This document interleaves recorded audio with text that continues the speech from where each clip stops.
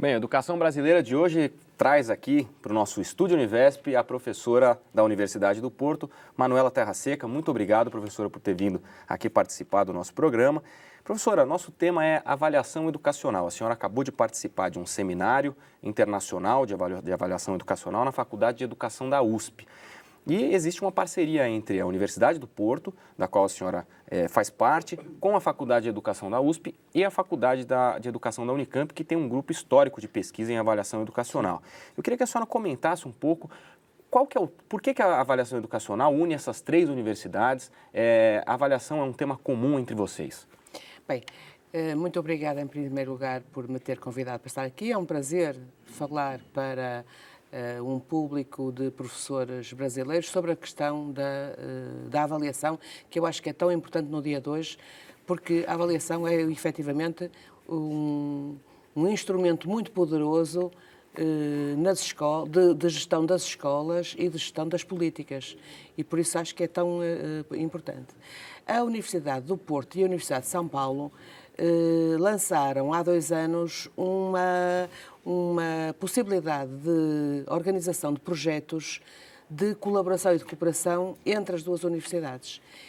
Como eu já tinha contactos com a Universidade de São Paulo, um pouco porque eu estive ligada a um programa europeu de Erasmus, de mestrados, de Master Erasmus Mundus, e nesse âmbito tinha tomado conhecimento com a professora Sónia. E como nós já vínhamos fazendo trabalho, eu trabalho em avaliação em Portugal já há vários anos. E, portanto, pareceu-nos que era muito importante, e considerando nós, a professora Sónia e eu própria, que a escola pública é fundamental na vida das sociedades e dos Estados, consideramos que era interessante juntarmos o trabalho que nós fazemos lá na Universidade do Porto e que a professora Sónia fazia, Sónia Krupp e Eliseta Relaro, faziam aqui na Universidade de São Paulo. E como também havia um contacto institucional e pessoal também com a professora Mara de Sordi e com o professor Luís Carlos Freitas da Unicamp, consideramos que era importante aproveitarmos esta oportunidade para confrontarmos modos de encarar a questão da educação pública, da avaliação relacionada com a educação pública, e, portanto, foi uma ótima oportunidade. E foi, efetivamente.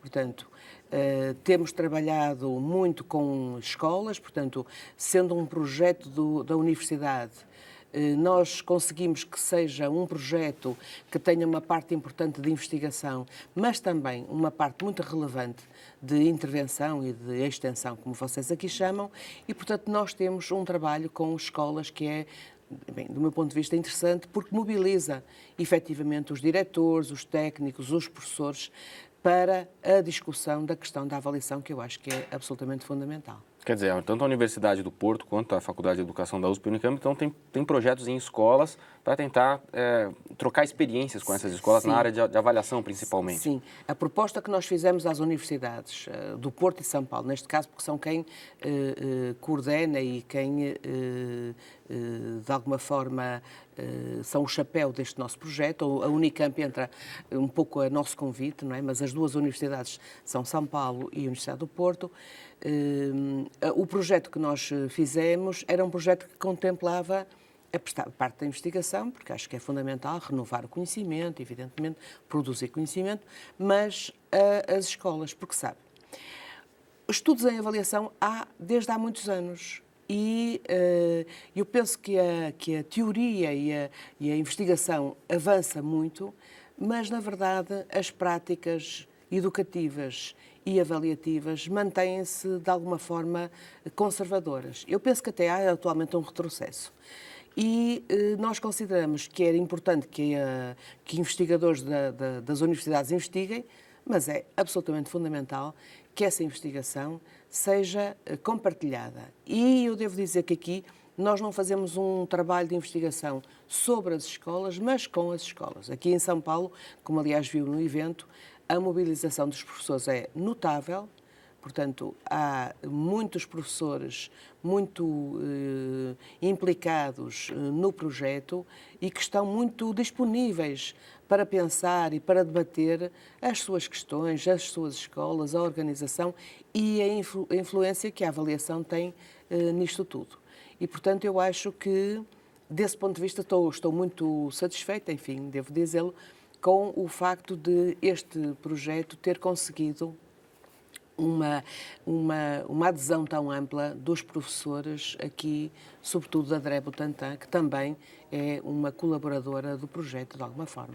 A senhora citou no seminário de avaliação educacional que em Portugal os professores até têm um tempo de preparação para exame, né? A senhora considera isso também um fator, uma das coisas que ilustram a frase que a senhora acabou de dizer, de que a avaliação educacional está sofrendo um retrocesso? Sim.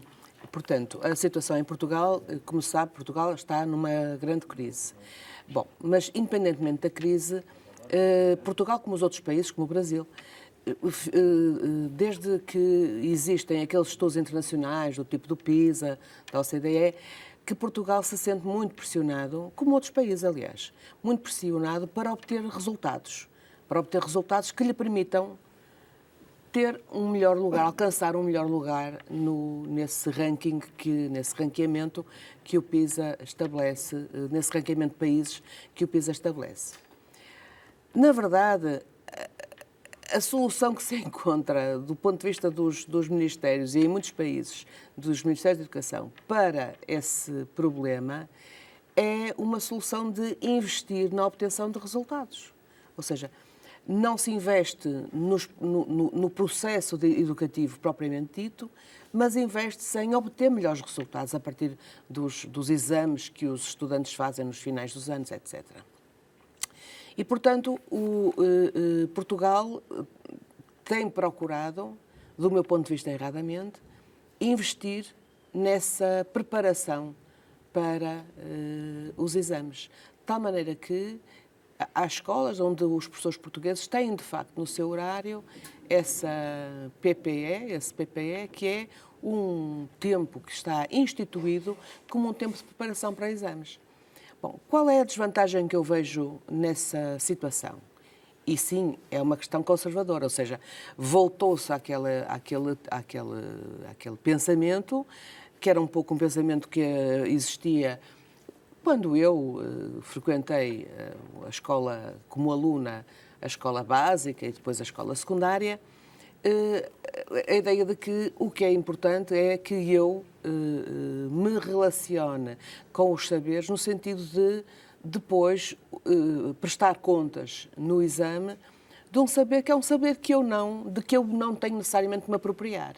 Eu apenas tenho que responder, dar respostas corretas às perguntas que me colocam, e no dia seguinte eu posso esquecer todo esse saber que muitas vezes é um saber que é memorizado para aquele efeito e que depois eu posso abandonar e que é, como eu chamo, o saber descartável, um pouco como, enfim, muita coisa na vida moderna. E, sem dúvida nenhuma, que essa preparação para exame, ou a pressão do exame e a pressão das notas dos alunos dos exames, é qualquer coisa que direciona, impulsiona os professores, não por sua vontade, mas porque se sentem pressionados, para, na educação, se cingirem à questão dos conteúdos disciplinares. E, portanto, a educação escolar, com esta pressão dos resultados e do produto final, a educação fica remetida para uma mera passagem de conteúdos que, ainda por cima, não são necessariamente conteúdos que se pretenda que as pessoas se apropriem efetivamente deles. Portanto, o que é que acontece? A educação escolar fica mais seletiva, portanto, os exames são fortes dispositivos de seleção, de exclusão, aliás, são eles que constroem a exclusão. Não se investe no processo no sentido de que as aprendizagens que os alunos realizem sejam mais consistentes e com saberes mais persistentes e mais consolidados e basicamente obtém-se esse fim de selecionar, porque eu penso que este investimento forte no exame como sendo a única forma de avaliar, é um investimento que pretende, eu creio, enfim, não é um desígnio expresso, mas eu penso que é um desígnio escondido, omisso, mas que é um desígnio que é de provocar a seleção e fazer vencer a chamada meritocracia. Não é? Eu penso que é muito lamentável que tenhamos chegado a este estado. Professora, teoricamente aqui no estado de São Paulo e também no município, existem os sistemas de ciclos. Os alunos, teoricamente, têm que ser avaliados ao longo do seu processo de aprendizagem no ensino fundamental, só que isso não acontece tão bem na prática, né?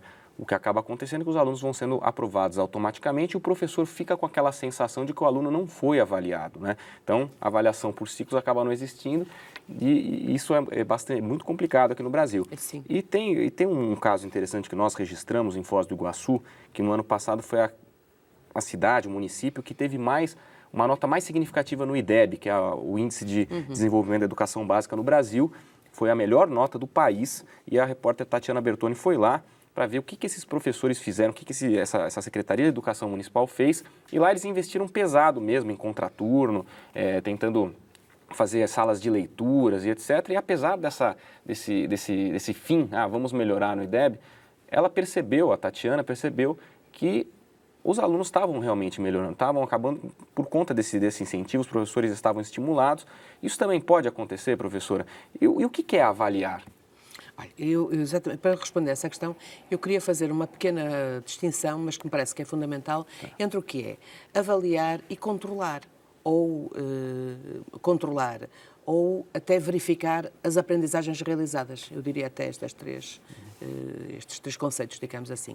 Sabe, porque nós usamos o termo avaliar como sendo uma palavra vulgar que aplicamos a muitas coisas do nosso cotidiano, da nossa vida cotidiana.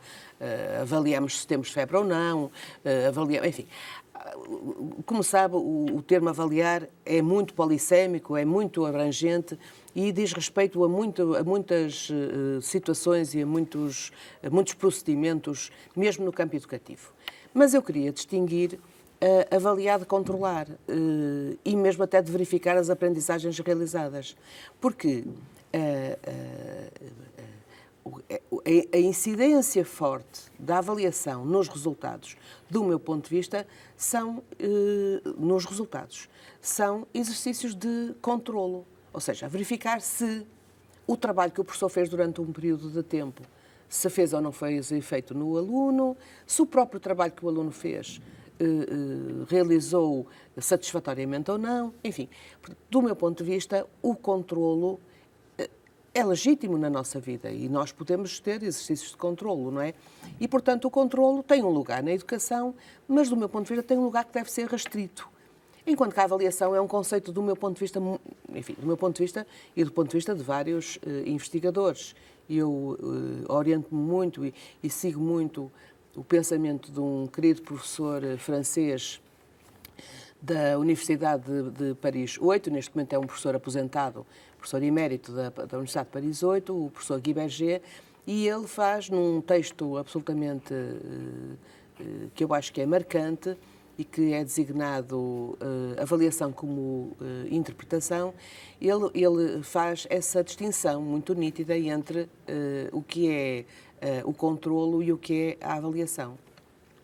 E então, a avaliação nesse sentido é muito mais da ordem do processo, enquanto que o controlo é muito mais da ordem do produto. E o investimento, portanto, na avaliação, no campo educativo, tem que ser um investimento em torno daquilo que é o trabalho do professor, o trabalho do aluno, a relação que eles estabelecem entre si, a relação que cada um deles estabelece com o saber, não é? É a relação, porque é tão importante, do aluno com o saber, para que o saber o conhecimento que ele mobiliza, o saber que ele adquire, seja consistente e se aproprie desse saber. E, portanto, o trabalho da avaliação é esse trabalho complexo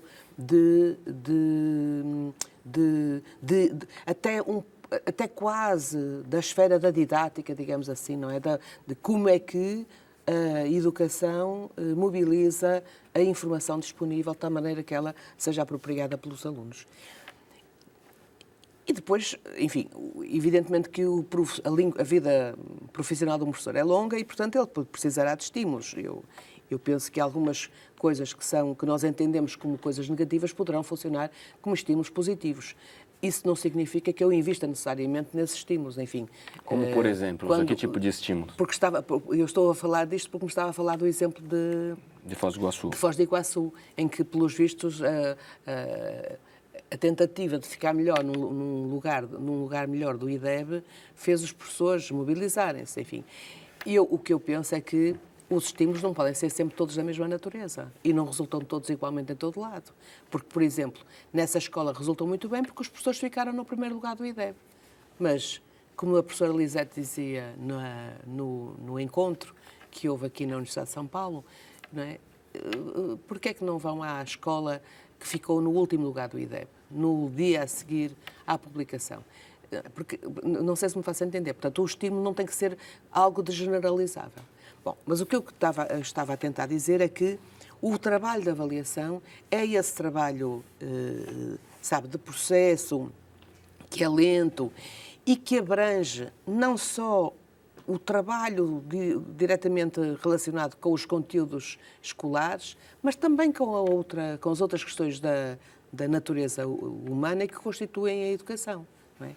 Portanto, nós falamos lá em Portugal, mas penso que aqui não é muito diferente, de que a escola precisa, e conforme vai diminuindo o papel da família na educação, a escola ganha um papel maior, em áreas da educação, como seja a educação para a saúde, a questão da própria sexualidade e as questões relacionadas com a avaliação, com a educação para a cidadania ou a educação em cidadania. Portanto, a educação é um campo muito vasto e muito complexo e que, do meu ponto de vista, dificilmente pode ser avaliável exclusivamente pelos testes. Mas a questão dos ciclos. Eu pessoalmente não vejo nenhuma contraindicação na organização por ciclos. Agora, eu penso que é preciso que os professores sejam auxiliados e conjuntamente confrontem a alteração que a organização de ciclos exige. Porque, repare, teoricamente, quanto mais curto é o ciclo, o período de tempo em que eu realizo a avaliação, ou o controle, como queira. Portanto, se eu tiver um período de 2 meses, a educação fica mais seletiva. Porque, naturalmente, não se atende aos... Exige-se muito mais, por exemplo, dos ritmos de aprendizagem, que têm que ser muito mais uniformes, muito mais homogéneos. E, portanto, não se permite que a criança ou o jovem se adeque, tenha tempo de adequação. Portanto, quanto mais nós alargarmos a distância, o período de tempo, mais nós permitimos que a aprendizagem seja mais consistente e, portanto, mais eficiente, até se quiser, para usar um termo que está agora que é muito querido pelos liberais e não liberais. Isso não tem um risco de ser tarde demais depois para que... Porque durante o período de tempo o controle não é realizado, mas a avaliação não tem que ser abandonada. É isso que eu estava a querer dizer. Portanto, e o trabalho com os professores tem que ser muito consistente desse ponto de vista. Ou seja, o facto de eu não realizar testes, de eu não produzir classificações finais, etc., não significa que não haja avaliação. O que não é controlo, mas a avaliação tem que existir. Ou seja, todo aquele trabalho que o professor faz de dar conta se o seu ensino está a ser um ensino adequado àquelas crianças, se aquelas crianças, o grupo e cada uma delas está ou não está a relacionar-se com um avançar, um produzir, um realizar a aprendizagem, esse trabalho, que do meu ponto de vista é o trabalho de avaliação, esse trabalho tem que ser feito. Portanto, o que acontece no ciclo é que o que é mais da ordem do sumativo realiza-se no final do ciclo, não é? No produto, no final do ciclo. A senhora acredita que não é necessário? Toda a avaliação formativa tem que ser forte e insistente e persistente durante o ciclo. Portanto, e a avaliação formativa também produz informação. para os pais, para o próprio aluno, para o próprio professor. É preciso não abandonar essa informação que é produzida. Portanto, não sei se eu estou a ser clara. Portanto, do meu ponto de vista, e eu não sei se é exatamente o que se passa aqui, mas do meu ponto de vista, quando eu alargo o ciclo em que eu vou realizar ensino e aprendizagem e obter um resultado, quando eu alargo, eu estou a ser mais democrática do ponto de vista do sistema educativo. Mas, para isso é preciso que, durante esse período de tempo, o investimento na avaliação formativa, na devolução dos resultados de ordem descritiva, qualitativa, que todo este processo não seja abandonado, pelo contrário, seja intensificado. Por isso, sim, eu sou favorável aos ciclos, mas é preciso que estas condições se verifiquem. Porque se acontecer, como aconteceu, aliás, em Portugal, que houve uma lei dessa natureza, que se propôs que os alunos, que a passagem à reprovação fosse apenas verificada no final dos ciclos, a verdade é que o que ficou foi um vazio imenso. Não houve esse trabalho com os professores, no sentido de eles investirem e intensificarem a avaliação formativa. Aqui no Brasil, professora, no município de São Paulo, agora com essa proposta de reforma no ensino municipal, os ciclos, na verdade, se tornam mais curtos. Porém, dois em 2 meses, não é? Em 2, só que não significa que repetência, segundo o secretário municipal de Educação, que isso vai ocasionar em evasão. Agora, os controles eles existem a todo momento, nessas provas, os exames que os alunos fazem, independentemente se o ciclo tem 4 anos, se o ciclo tem 3 anos, esses controles eles vão acontecendo ao longo do ano. A senhora acha que mesmo esses controles eles não devem existir? E outra coisa que eu queria te perguntar, qual que é o papel do professor, do gestor da escola e dos pais dos alunos na avaliação? Olha, sobre esse controlo, eu acho que ele não devia existir de facto. Porque, sabe, é como se eu estou doente e tento medir a minha febre e não faço mais nada. Este foi um exemplo que nem é meu. Eu ouvi e agora peço desculpa ao autor, não me estou a recordar quem disse isto, mas eu achei muito exemplificativo. Se eu estou doente e coloco o termómetro para saber se tenho febre, e tenho febre, e passado 2 horas ponho outra vez o termómetro a ver se tenho febre, e tenho febre, e passado 2 horas, se eu não fiz nada, ponho o termómetro e volto a ter febre. Portanto, o controlo, sabe, é um pouco colocar o termómetro na educação e na aprendizagem do aluno. Se eu não fizer nada para que ele realize melhor a aprendizagem, eu estou a repetir o processo de verificação do que ele sabe, sabendo eu que ele não sabe. Porque eu não investi, do ponto de vista da melhoria do processo, do meu ensino e da sua aprendizagem. Portanto, eu discordo, com todo o respeito, pelas medidas que São Paulo a Secretaria está a implementar, mas eu discordo de que esse estreitamento do tempo, de 2 em 2 meses, não é? E do controlo, que vá trazer melhorias. Eu penso que não vai trazer melhorias. Não vai trazer melhorias, genericamente. Pode pontualmente haver um ou outro aluno que, enfim, cujos pais, vendo a sua nota, investem, mas eu penso que, do ponto de vista do sistema, não haverá melhorias, bem pelo contrário. Não é? O que vai acontecer é que vai repetidamente dizer àqueles alunos que são mais frágeis e mais vulneráveis: tu não sabes, tu não estás a aprender, tu continuas a não estar a aprender, etc. Portanto, o investimento é muito o investimento na produção de um resultado e não na produção de um produto, de um processo de melhor qualidade. Quanto ao papel da escola e dos diretores, foi o que me perguntou, não é? Isso, dos diretores, dos professores e também dos pais dos alunos. Dos pais, dos alunos. Bom, eu não devo falar do que não sei. Eu não conheço muito bem o contexto de São Paulo. Eu já vim várias vezes, tenho trabalhado muito com os professores das escolas, tenho visitado escolas, mas, enfim, isso não dá-me um conhecimento superficial e não me permite, portanto, terei que falar a partir da lógica que eu conheço, que é de Portugal e, concretamente, da cidade do Porto. Eu penso que os pais podem ser uns bons aliados, sem dúvida nenhuma. Não se pode menosprezar esse valor e o valor da colaboração que os encarregados de educação, que os pais podem ter na escola. Mas eu penso que a escola terá que contar com a sua colaboração, mas não depender da sua colaboração. Ou seja, a vida é muito complicada, é muito difícil. A vida moderna, Os pais têm pouco tempo para ir à escola, têm até pouco tempo para acompanhar os seus filhos, não é? Saem de manhã cedo, chegam muito tarde, às vezes cruzam-se, a família cruza-se durante pouco tempo em casa. Então, tem que se contar com a colaboração dos pais, mas não depender da colaboração. Ou seja, se os pais querem colaborar, que essa colaboração e que essa participação na escola e com a escola seja bem-vinda e seja acarinhada, mas o meu ponto de vista, considerando os condicionalismos da vida moderna, eu penso que a escola não pode fazer depender o seu êxito do seu trabalho na colaboração com os pais. Portanto, eu não estou a menosprezar a colaboração, estou a ser, penso eu, realista, não é? É porque a avaliação formativa é muito mais difícil do que essa avaliação de controle, né? Ela exige mais do professor.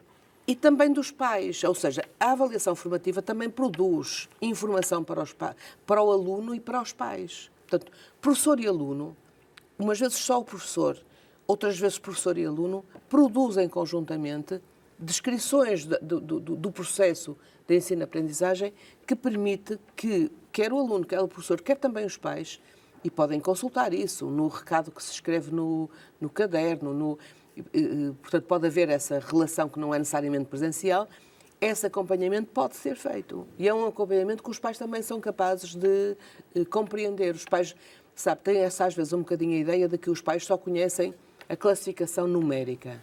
Não, se nós produzirmos uma pequena descrição do modo como o aluno está a evoluir, como a criança está a evoluir, os pais acolherão, sem dúvida nenhuma, também essa informação de caráter descritivo. Quanto aos diretores de escola, que também me perguntou, eu penso que ser diretor de escola é também muito difícil no mundo atual, não é? na atualidade. E eu acho que o principal contributo que os diretores de escola têm, pela sua responsabilidade, pela responsabilidade que têm na escola, é nem sei bem como é que é dizer, não entrarem em pânico com os resultados imediatos e consciencializar sempre que a educação é um processo lento. Os resultados do investimento na educação e na formação não os vemos no dia seguinte, nem na hora seguinte, nem no mês seguinte. Às vezes são precisos vários meses, às vezes até vários anos. E, portanto, é preciso saber que esse investimento é um investimento que pode ser seguro e, às vezes, quanto mais tempo ele demora a mostrar o seu efeito, mais consistente ele se tornou. E aí eu acho que portanto, serem sensatos e terem essa capacidade de compreender que não importa passar as suas próprias angústias, porque eu penso que é de facto difícil ser diretor de escola, passar as suas angústias para os professores, mas passar sim isso, otimismo, vontade de trabalhar e vontade de trabalhar consistentemente. Professor, e não para o resultado. Nosso tempo infelizmente se esgotou. Nós em breve vamos exibir a sua palestra que a senhora deu no Seminário Internacional sobre Avaliação Educacional e também das professoras Márcia Malavasi e da professora Lisete Arelaro, que a senhora comentou. Sim. Queria agradecer muito a sua presença aqui, espero contar com a senhora numa próxima oportunidade, professor. Também, muito obrigado, foi um muito prazer. Obrigado. Tá, obrigado. O Educação Brasileira de hoje então fica por aqui e nós voltamos na próxima quarta-feira. Até lá.